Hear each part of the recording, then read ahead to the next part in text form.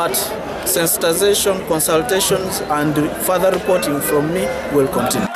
Minister tukwenda ino kibumba okutuwera omukisa ng'ojja okutugoberera mu parliament byetukukobye ng'abazaya. Ababaka abali ku ddwa lwa gavumenti basibye boogerako n'abantu mu bitundu by'Okaleero ne bayise nga babasaba obutakiriza kukyusa ssemateeka kawaayiro 120 bba.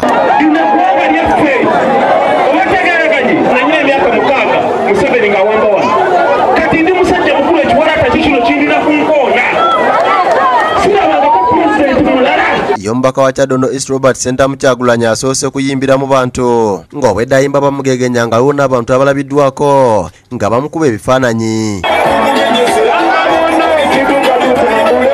Ensonga gye tuliko kati oba oli mugagga oba oli mwavu oba oli muto oba oli mukulu buli omu ensonga eno ekukwatako obuze ekiteeteeyi oba obuze katambaala otandika ogisibako olwaleero.